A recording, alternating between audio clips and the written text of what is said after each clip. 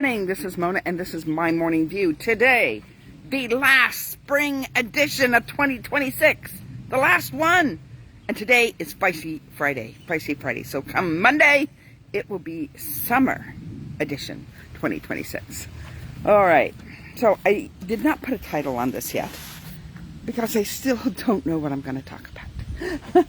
But I'm like, you know what? I got to get this going. If I can't think of anything, I'm just going to have to go back to the original before I was putting titles, maybe throw a title in there later after I've done it. What do you want? You cannot come outside, mister. You cannot. Our backyard birds would be in danger if he came out, and he would be in danger by the larger backyard birds. And where is your toy? You're waiting for me to throw it, and I don't see it up here.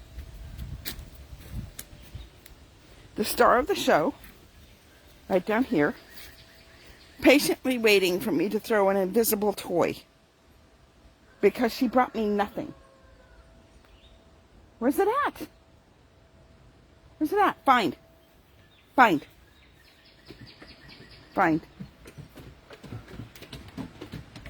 Oh, it was hiding between buckets. Okay, let me see it. Go ahead and drop it. No? Okay. I'm not going to throw it because I'm not chasing you. All right. I don't fight her for it. She has to drop it for me to play. Oh, I like children. Oh, yeah. Do I go there? That's a feistiness. Ooh. Maybe I will. I just finished watching a little video about how children were raised back in like the 1950s. That was a little before my time. But my parents did raise children in the 1950s. I just was the last surprise. I say I was the last surprise because my mother had already gone through menopause. She had had her tubes tied twice. And voila, here I am. All right, so. Oh, my goodness. So yeah, I was not raised in the 1950s, so I'm not that old. I might look that old because of the autoimmune disease that I deal with. This is one of the symptoms. So I've had hair like this since my 30s. I just colored it for jobs and such. So, but I do recall, because my parents did raise children in the 1950s, that there was some of these things that were very relevant in the raising of me. But there were some things that were not.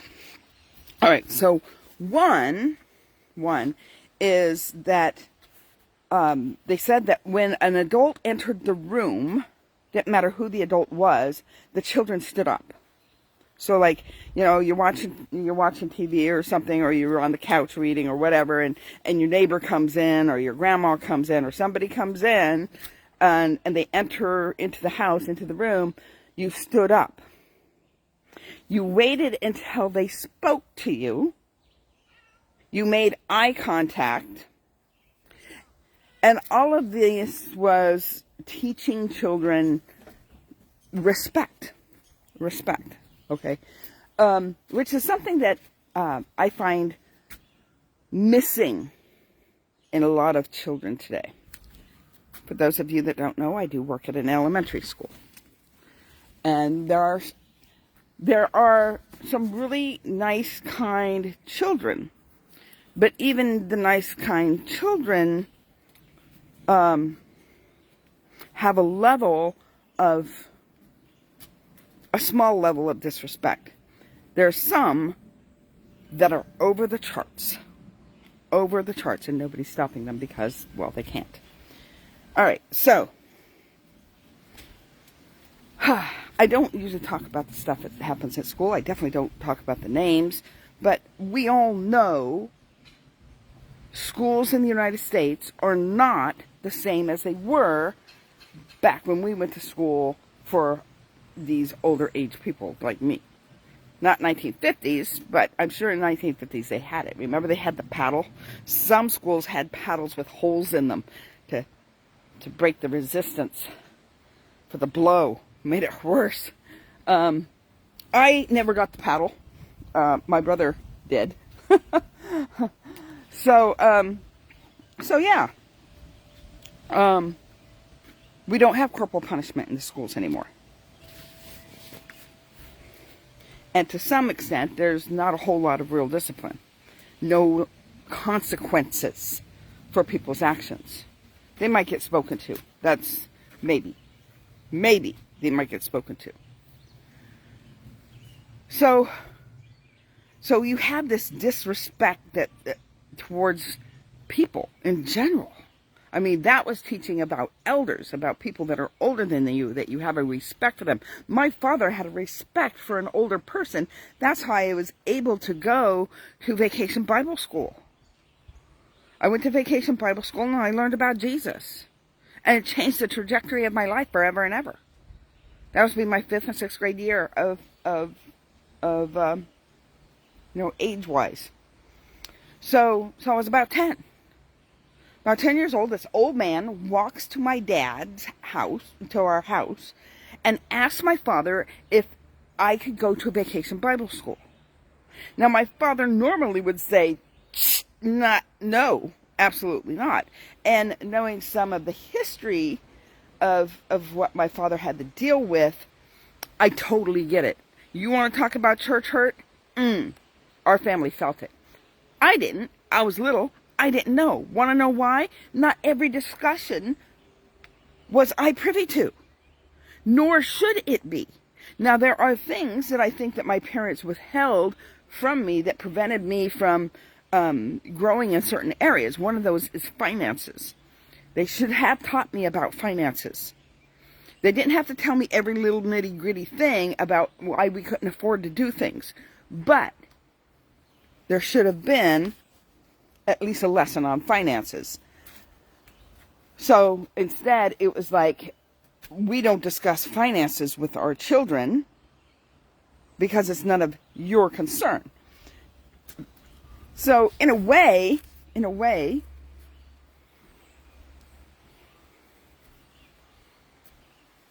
they kept that worry from us, which was good. But in another way, because they didn't discuss finances, we didn't get to learn from certain situations. All right, so moving right along. And they didn't talk about that in the video. But they did talk about this standing when people came in, and how it was teaching respect. And because people don't have respect today for anyone, not just your elders.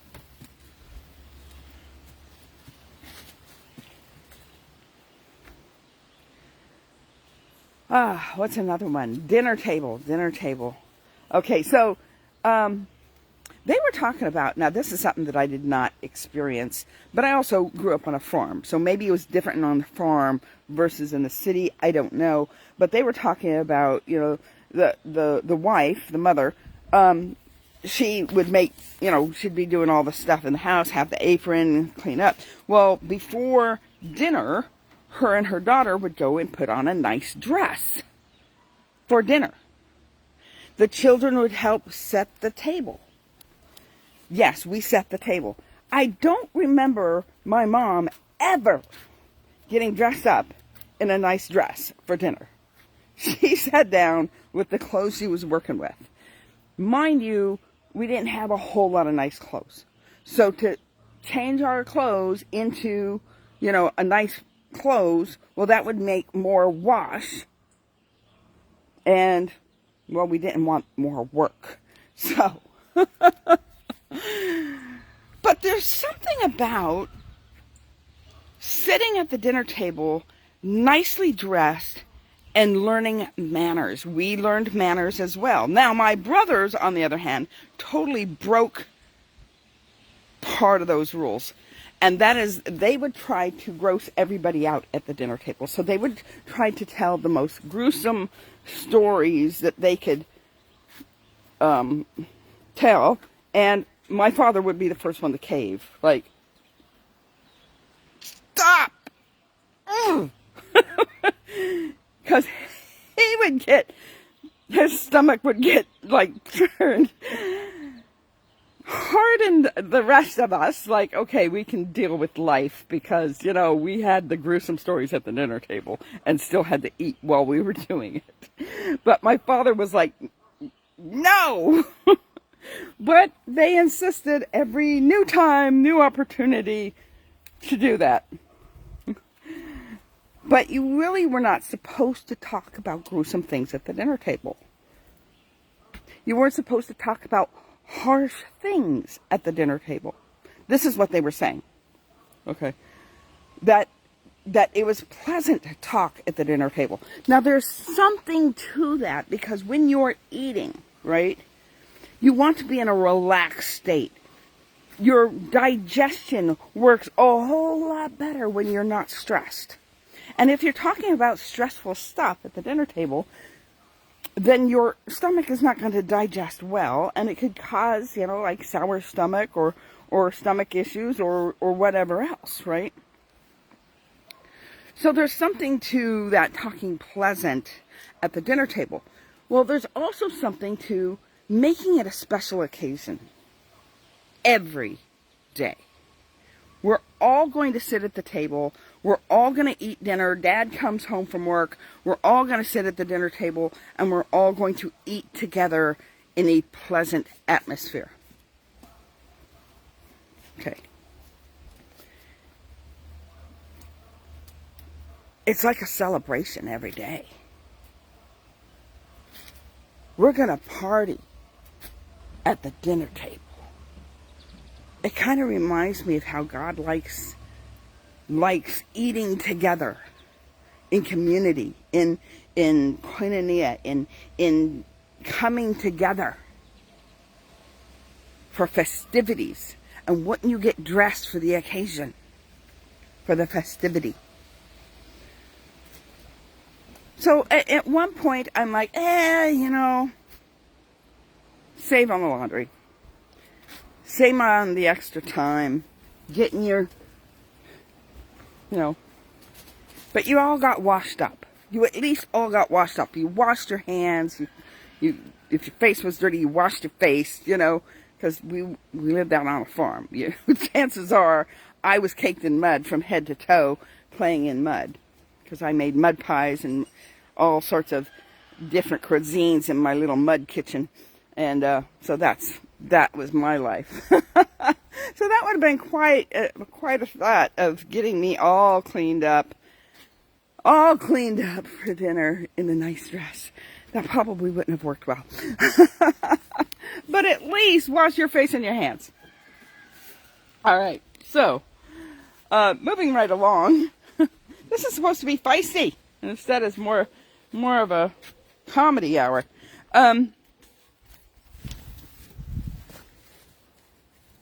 What's another one? That you weren't supposed to engage in adult conversations, right? I remember multiple times being told that children should be seen and not heard. Now, I don't like that phrase, right? And I think children should be heard. But I think there's time and place. Time and place. Because there was a time back then where the husband and the wife, their marriage came first. So that was the center of the family unit, was their marriage. And children were an extension to that. And nowadays, this video is saying that children are now the center stage. But they innately know, they're saying psychologists innately know that they cannot be the center. Even though they are reminded that they're the center. And they're like, man, I don't have what it takes to be the center. Way back in the recesses of the brain. So here it is. that there is something lost in that. That when you set your marriage secondary to the child, it's why a lot of marriages end after the children move out. You did nothing to nurture the marriage because your whole married life with children evolved around the children. And now you don't know what to do with yourselves now that the children are gone. It's like you fully engaged in your purpose to the children. Children need to be seen. Children need to be heard. But not all the time.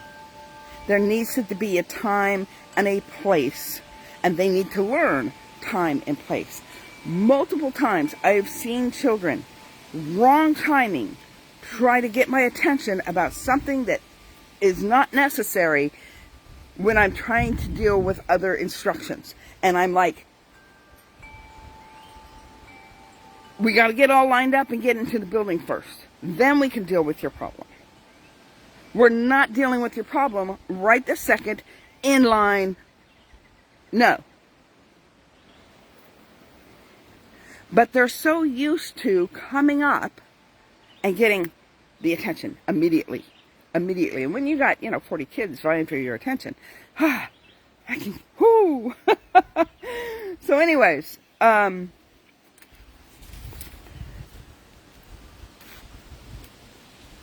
it has come to, all of a sudden, the attention goes to the child. They are number one. The world evolves around them. What does that do when they get older? Well, the world evolves around me. Try that at work. Oh, some of them have. And you know what? A lot of them are getting away with it. So it's like, we don't understand it. And everybody else has to pick up around them because the world evolves around them. Time and place. That's all. Time and place. What are some of the other things that were discussed? It was like, oh, I'm bored. I remember when my kids would say I'm bored. I'm like, good, you get to exercise your brain for imagination.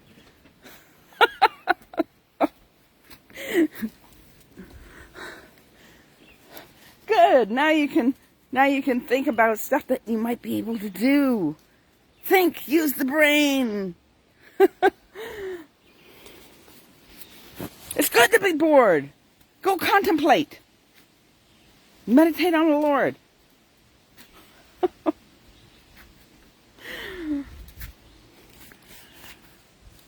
There's always this addiction to activity. We don't need to be addicted to activity. We don't need thing after thing after thing after thing after thing. And guess what happens when all the things are done and it's way late? You're exhausted. You're exhausted. Your child's exhausted. What happens when a child gets exhausted? They kind of act out. What happens when you get exhausted? Ooh, you kind of act out. You kind of act out.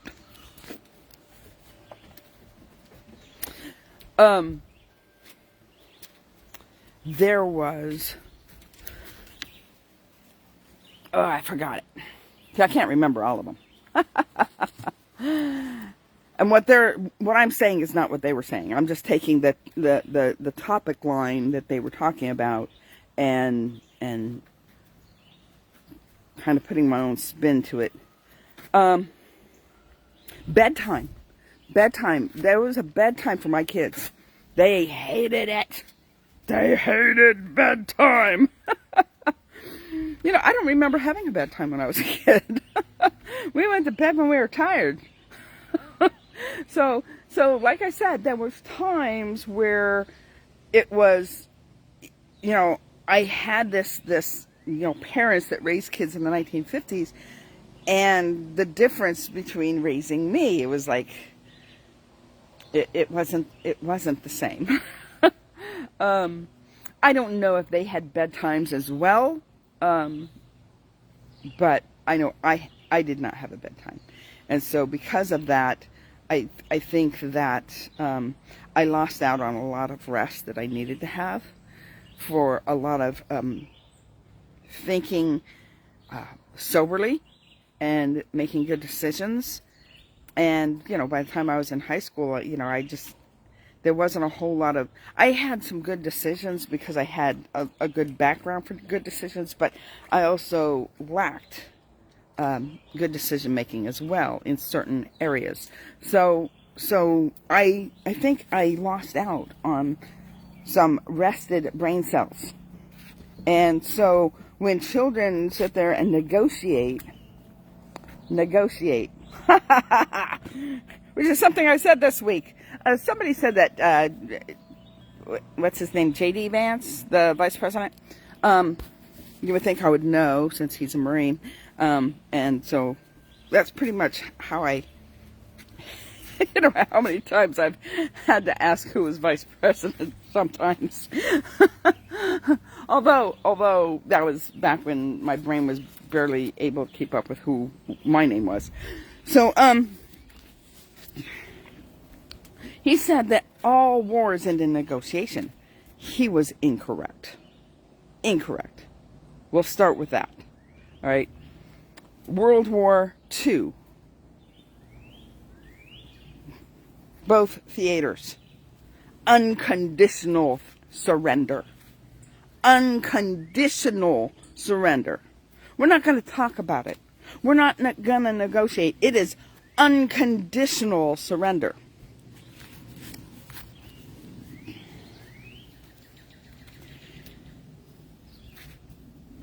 Civil War. Unconditional surrender. When Ulysses S. Grant. When Grant met Lee. Unconditional surrender. There were some little things. Can I keep my horse? Can I keep my gun? Now, back in those days, you kind of needed those for survival, But it was unconditional surrender. Now, moving right along. World War I. World War I was an unconditional surrender. However, they met at Versailles and they laid out the rules. These are the rules. Well, when Hitler started to build the armies, start to build his air force, they were breaking the rules. But nobody was stopping him. He was surprised that nobody was stopping him from doing what they said you cannot do. Part of the problem? We were in a depression. We were in a depression and we were concerned about our own issues. Did the other countries around Germany raise flags and say, hey, we have a problem here with them? No. No. So my thought is we don't negotiate. Unconditional surrender. Okay, that's the Marine in me coming out. All right. So when you... So this week, my phrase was, we don't negotiate with terrorists. We don't negotiate with terrorists. If you make a negotiation, if you make a thing, these are the rules that you're going to lay out and we'll stop before you surrender, you better not break them rules because we're going to have at it. Oh, which brings me to children. I have heard parents threaten their children and do nothing. The kids at the school know that we have no authority to do anything. They know it. They know that mom and dad or mom will call the school and let the school have it in defense of their child, even when their child is wrong. Oh, not my child. Oh, better believe it. Yes, it is your child. You better believe it. All right. So, you don't negotiate with terrorists.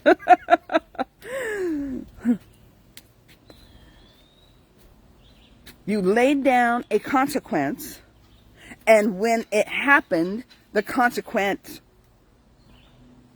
was performed. Go to your room. You do that one more time, you're going to your room for the rest of the night. Does it again. Into the room. Door closed. Mind you, this is a day when they did not have televisions and games and phones and all that stuff. If that room had your bed and your dresser, maybe a few toys. The point was that you weren't coming out of that room. You were in isolation because you don't know how to act outside of that. So they went to the room. It was a punishment, not a, oh yeah, I'll go to my room, I'll stay there, I'll play games, I'll watch television. No, this was a punishment. And it didn't matter if company was coming over later that night. You were in your room. You weren't getting out for good behavior because you were quiet for the couple of hours while you were waiting for company to come. No, you were in your room. You may have been handed a plate of food to eat in your room. That's a possibility. Or you may have been invited to the dinner table, but then went back to your room as soon as dinner was over. But you were not going to engage with company. Punishment was punishment. You said it, you delivered. Period. The negotiation of bedtime. Oh, I have to go potty. Well, I don't keep children from going potty. They got to go potty, you go potty. I don't want you peeing in your bed. That's fine. I need a drink of water. I need to have the story read one more time. No, bedtime's at this time. You're in bed. Period. Done.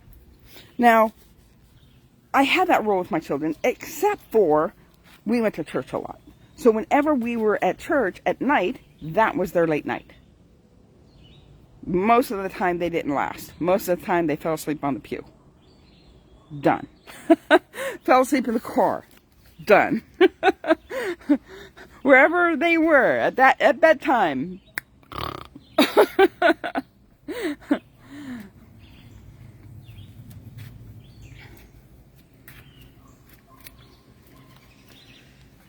So no negotiations with terrorists.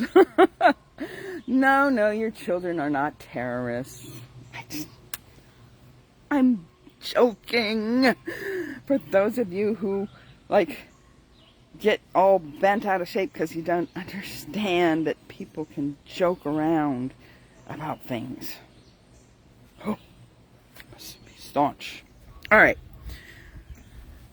So, there was others, but this has lasted long enough. The point was that they taught respect that is missing today. They taught that dinner was a celebration. Dinner was something special to behold. And that you sat at the dinner table together as a family unit. Oh, chores. That was a big one. Chores. You did the chores because you were part of the family. You lived under the same roof. You ate the food.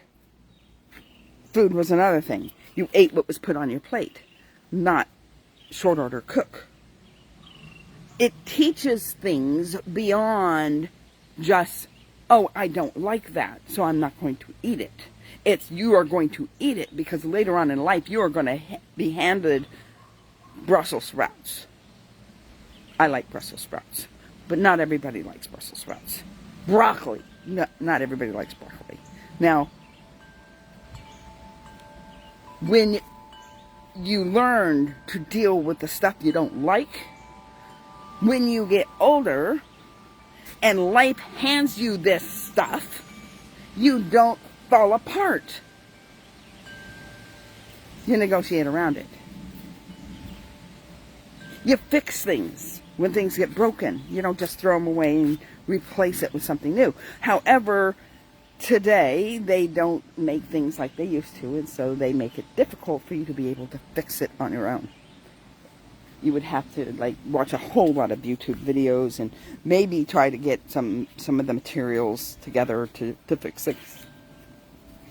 You probably have to have a whole lot of different tools and all sorts of stuff. So it makes it difficult. But if you can try to fix something, fix it. Fix it. Because again, it teaches you problem-solving skills. Problem-solving skills. People have problems, they don't have the skills to figure it out. It doesn't just go from something that you're working with your hands. It's something that connects into the brain. Getting enough rest, going to bed at bedtime. Getting enough rest for your body to heal, for your brain to heal.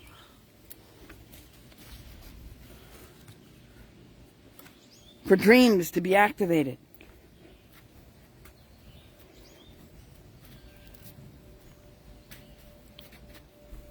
We've lost a lot of stuff. There's a lot of good that has come out of figuring things out that were done wrong back in the day. But a lot of the stuff that people think was wrong because it wasn't comforting to them, that kept them from growing into a thinking, problem-solving individual. A healthier individual. A person that's not going to break down at a moment's notice. It was teaching more than just what it appeared. Because there was things cognitively that was being imprinted on how to deal with things and how to manage things. And that's pretty much all I got for you today. Make sure you go over to YouTube, Mona E. Harrison, different than my Facebook profile. Mona E. Harrison. You'll see my white hair, my beautiful face. You'll know you're in the right spot. And subscribe. Subscribe, like, share. Get all the bells and whistles, notifications. Like, comment, and share both on Facebook and on YouTube because it helps the algorithm. It helps the algorithm. All right. That's pretty much all I got for you today. And I'll see you on the first Memory Monday, Summer Edition 2026. Oh, and by the way, there was no Thirsty Thinking Thursday because I had early dismissal. I still have early dismissal. Oh, I gotta go. All right, blessings, everybody. Have a great day. And I will see you tomorrow. No, Monday.